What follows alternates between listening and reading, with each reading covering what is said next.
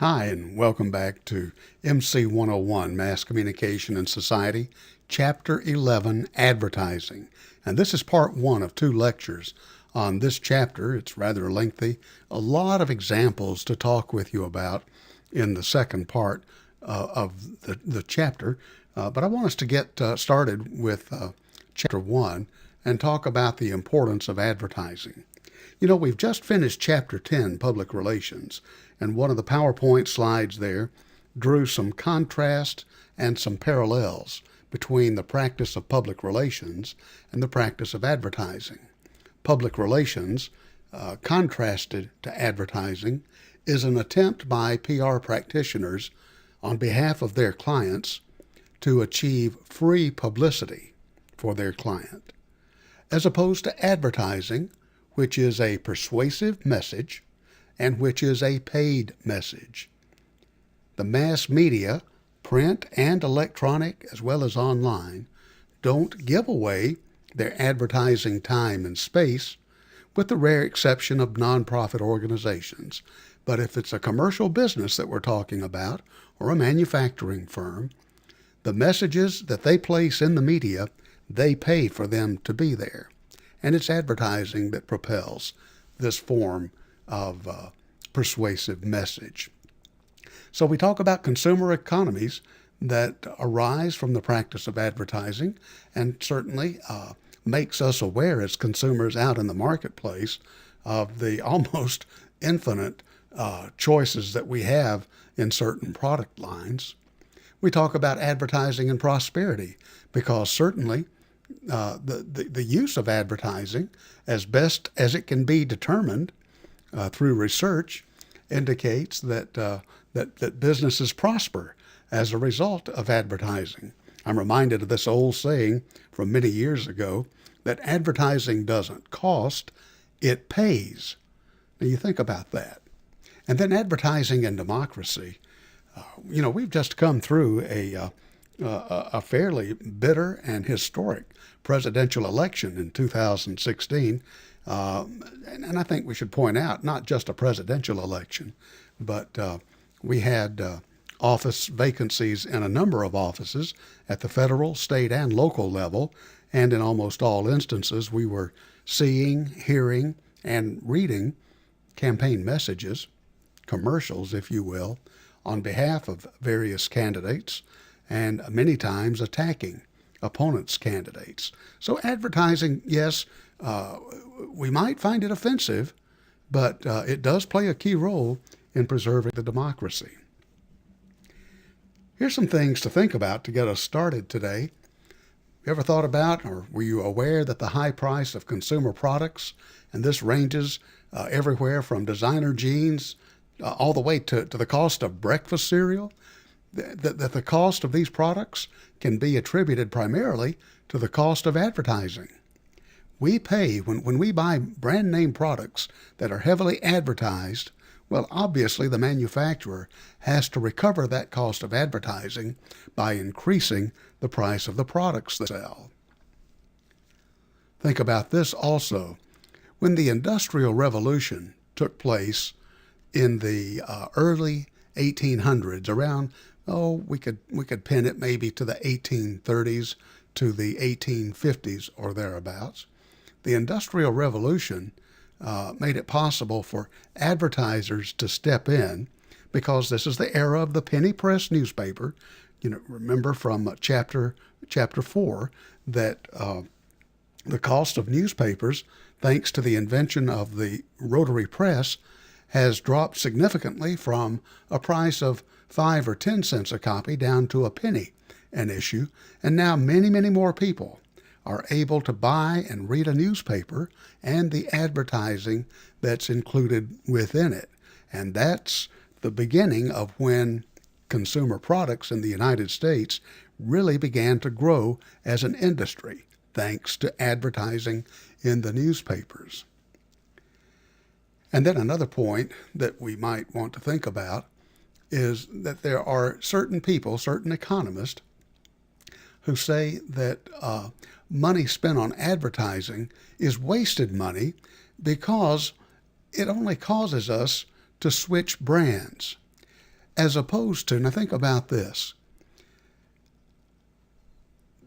there's certain people that would assert that advertising, the message of advertising, is pretty good at, if we're buying one brand of a product, we might see an ad for a different brand name of the same product. And the advertising might influence us the next time we're at the grocery store or the Walmart or Target or wherever we're shopping. Maybe to switch brands and buy the brand that we haven't normally been buying. Okay, so some of the economists would assert that advertising is useful in that respect, but advertising is not believed to be nearly as persuasive and not nearly as effective in causing us or persuading us to buy a product that we're not otherwise normally inclined to buy. Now, the example that I typically use in the classroom would be cigarette advertising. Cigarette advertising today exists mostly, if not exclusively, in print media, but there was a time many years ago in which cigarette advertising was quite prominent on both radio and television. That was until Congress stepped in when the health threat to cigarette smoking was made known by the Surgeon General, and Congress passed a law that prohibited the advertising of cigarettes on the electronic media, radio and television, because you might recall from Chapter 2 that both radio and television broadcasters use the public airwaves to conduct their business, to send their electronic radio and TV signals through publicly owned airspace out to us as the listeners and viewers of these programs. And the government asserted the right of regulation over the use of the airwaves and said, okay, broadcasters, we're not going to allow you to accept paid advertising for tobacco and cigarette products any longer. So if you can imagine seeing an ad for cigarettes in a magazine, if you are not inclined to smoke cigarettes, I think it's probably fair to say, and you can let me know if you agree with me, that no amount of advertising is going to persuade you to adopt a personal habit that you aren't otherwise inclined to take up. And if your mind is set that you're not going to smoke cigarettes, then probably all the advertising that's ever been spent on magazine ads is entirely wasted on you. For those persons who do choose that habit, it's entirely possible that a certain ad in a magazine or a newspaper might persuade a person who smokes one brand of cigarettes to switch and start smoking a different brand. And so that's the gist of this discussion on the bottom half of this slide that we're looking at. Yeah, maybe it can cause us to switch our purchase decision, but advertising probably is not going to cause us to start buying a product that we haven't previously been inclined to buy. And I hope that explanation makes sense to you. Advertising is a multi-billion, that's billion with a B, multi-billion-dollar activity in the United States. Here's some information from your textbook. So I'm not going to read the names of these companies and the estimated amounts that they spend, but I would make a couple of observations. At the time these statistics were gathered and reported, just a few years ago, look at how much money AT&T and Verizon spend on advertising, and this would be for their cell phone service. And you can see that we're looking at north of $6 billion between the two of them. So if you're responsible for paying your phone bill, you might understand that the reason that you're paying the amount that you do, you're having to cover the cost of advertising that these two competing companies make. Procter & Gamble, by the way, has been for a number of years the company in the United States that annually spends the most money advertising its products.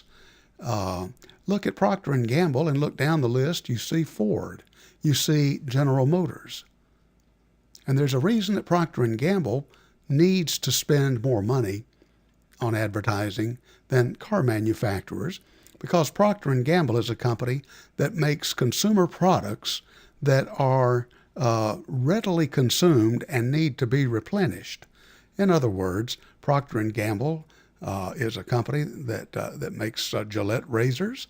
It makes a number of different hair care products, maybe better known for some of its earlier products, such as Ivory soap, and paper goods products, such as Pampers and Bounty paper towels, which, by the way, one manufacturing plant for those two products happens to be located in North Cape Girardeau County. It is a massive complex for manufacturing.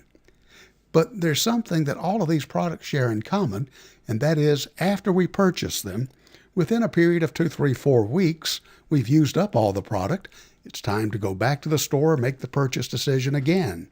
So Procter & Gamble is constantly advertising, keeping the brand names of their products out there on radio and television, billboards, online, so that we don't necessarily even think about buying a different product when we're in the store. We have been reinforced in the belief that their products are good. We should continue to buy them time and time again.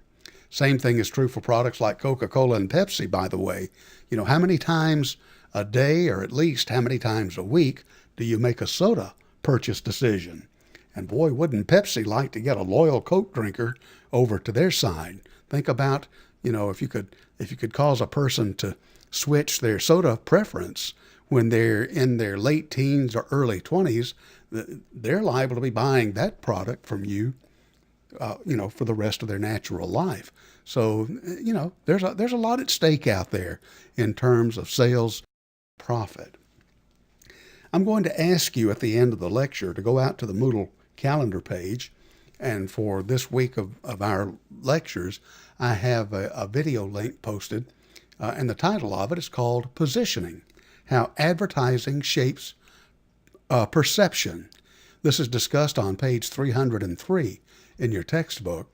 So I want you to be thinking about this as you watch the video. I think it does an excellent job with a gazillion examples of what positioning is, what perception is, and explaining to you the difference between the two. So positioning, as you can see on the bullet point, is an effort that advertisers make to get us to change our perceptions about products, rather than to change our minds the way that we feel about them. So we say that to position a product is to make an attempt by an advertiser to shape the way that people see it.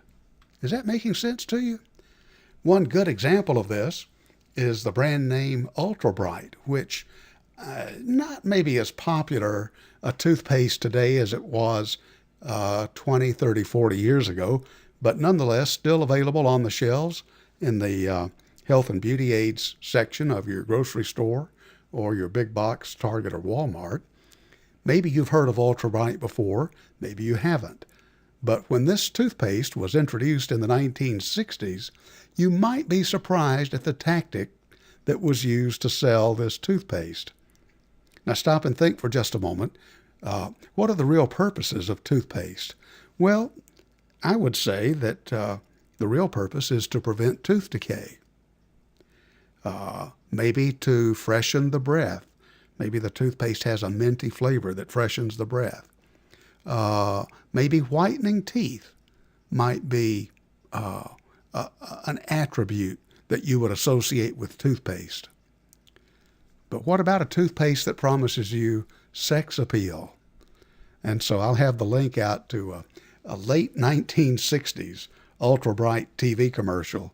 It's 30 seconds long. I think you might enjoy seeing it. You might think it's kind of weird, but at any rate, that's the way advertising was working on TV some 50 years ago. So the video is out there. Please take a look at it after we have finished. I'll give you a heads up. I enjoy the fruit kiwi. Do you like kiwi? That's that small. It's sort of like the size maybe of an avocado. Uh, it's kind of a citrusy tasting fruit. When you slice it open, it's green, and we know it as kiwi fruit. But many, many years ago, it went by an entirely different name, and people did not buy much of this fruit because of this odd name that it had, and the marketers of this product decided to change the name of it. We know it as kiwi today. After you watch the video, you'll know that earlier it had an entirely different name. Hey, here's a question for you. How do the creators of TV commercials know if their commercials are effective? Well, effective in what way? What is the purpose of a TV commercial? Or any advertisement for that matter? Some people say, well, a good TV commercial is one that entertains me. Yeah, that's a good commercial. Hey, I like those Geico commercials. That little gecko is funny. Or I like the Aflac commercials. That duck just knocks me over every time he comes on. Well, we might think and regard that as being an effective message, but I would challenge you, excuse me, I would challenge you to think about it in this way. The bottom line for a TV commercial or any ad, in terms of its effectiveness, is if it causes an increase in the sale of the product. Now that's an interesting thought. Advertisers pay an awful lot of money to have their commercials placed on television, and they don't do that for the purpose of entertaining us. That's a sort of a sidebar just to grab and hold our attention. But if we don't retain that information and we don't put it into action when we go to the store and buy the product that's been advertised to us, then I think that makes a pretty strong argument that the commercial really isn't all that effective. So there's something for you to think about. Let's talk about the business of advertising for just a moment. Advertisers, for the most part, companies that make products, we call them advertisers, they're not responsible for creating their commercial messages, their TV commercials, or their print or magazine layouts, or the ads that might appear on the radio. They hire companies called advertising agencies to perform that function for them. There's good narrative about advertising agencies in your textbook, so please read Chapter 11 carefully in that area. I want to take you beyond that and talk to you about media plans that advertising agencies perform. An agency really performs two functions for an advertiser. The first is the agency comes to understand the product, who uses it, how do they use it, where do they use it, so forth and so on. And then the advertising agency will devise a message that tries to tap into that information to persuade us as the consumers to buy that product. But that's only half of the activity that goes on at the advertising agency. The other half is what we call the activity on the business side. Business in the sense, have you ever stopped to think about how many different places there are to put advertising messages? We talk primarily about magazines and newspapers. We talk about radio and television. We talk about online. But certainly, have you ever thought about signage at sports stadiums? Have you ever thought about billboards? How about junk mail? Do you get junk mail in your mailbox? Or junk email, for that matter, that contains an advertising message? And so it's the responsibility of the advertising agency twofold. First is to create the message, and then to best determine which medium, singular, or media, plural, that the advertiser could invest their money in to put the message out there in front of us. And so, certain products that might be advertised to young men watching ESPN might be totally inappropriate and wasted, really, if they were delivered to, let's say, middle-aged or older-aged women who are watching the love stories on the Hallmark Channel, and vice versa for that matter. Some of the products that are advertised on the Hallmark Channel might be, entirely wasted money if they paid to have those commercials placed on ESPN. So I think you get the idea there of what the media plan is. Advertisers make their purchases and they pay for advertising on what is called CPM, the cost per thousand. In other words, for a particular TV show, and there are, maybe a couple of million people watching, as opposed to another network, which maybe, might be carrying a football game on ESPN, and it might have, 10 times as many. How do you compare the cost of advertising on one channel as opposed to another? Well, it's pretty easy to do if you break down how much money does it cost to reach 1,000 viewers. That's the CPM stands for cost per thousand. And you say, okay, how come it's not CPT? Well, don't blame me, but many, many years ago, somebody decided to use the Roman numeral M, which stands for 1,000. So the term is called CPM, but it means cost per thousand. And so when you break down the cost, let's say it costs X dollars, X amount of dollars to reach this certain 1,000 people on the Hallmark Channel. And you can compare that with how much does it cost to reach a viewer on a competing channel that they might be like the Oprah Winfrey Channel, for example. So that's the idea of CPM. The Audit Bureau of Circulation and then the survey organizations Nielsen and Arbitron are responsible for verifying to advertisers the sizes of audiences. In other words, how many people are reading magazines that are in circulation? How many people, in the instance of Nielsen, are watching various TV programs? How many people that are listening to radio? How does Arbitron count them? And I might note that Arbitron is a subsidiary of the Nielsen Company. And Standard Rate and Data Service, for those of you that might be interested really in the business side of advertising, is a company that helps advertisers and those in the media understand what the rates are and how they vary across various media platforms. Now you can take a look at four traditional and one new media that are represented in the chart in blue on the right-hand side of the screen.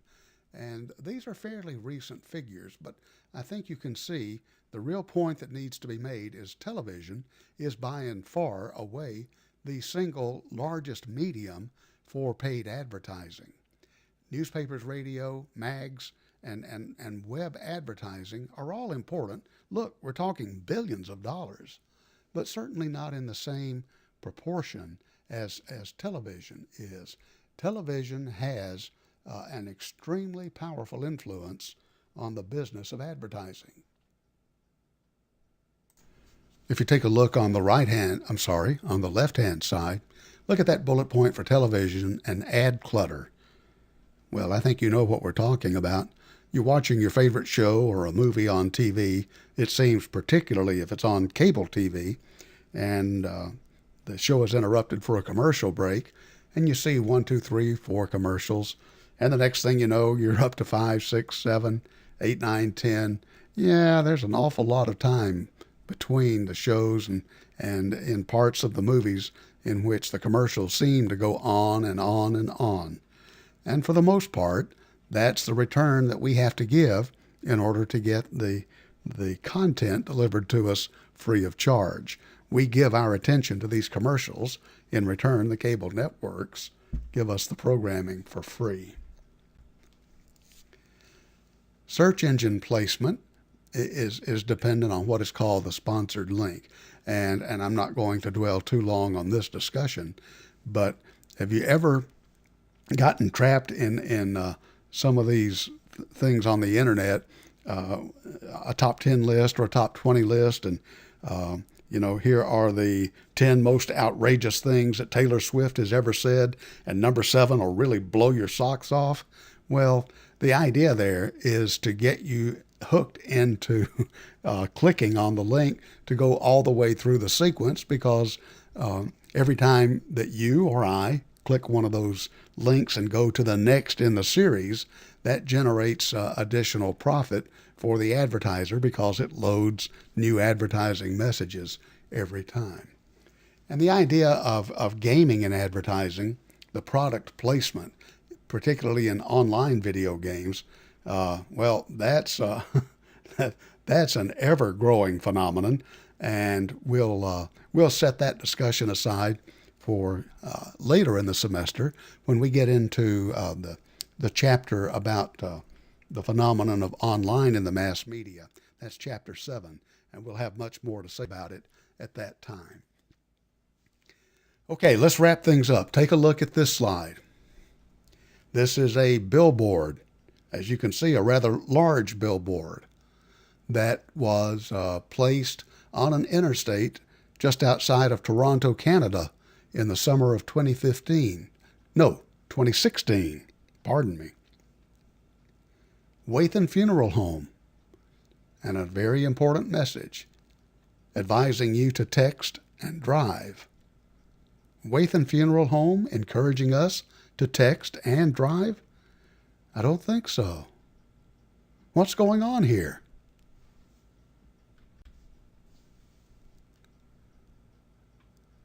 I'll post this long link to make it easy for you to click and access and find the story behind this billboard. Everything is not as it appears, I can assure you. Hey, this is a fairly lengthy, in-depth chapter, so I've broken it down into 2 lectures. We're at the end of part 1. You take care, and I'll see you when we continue on part 2.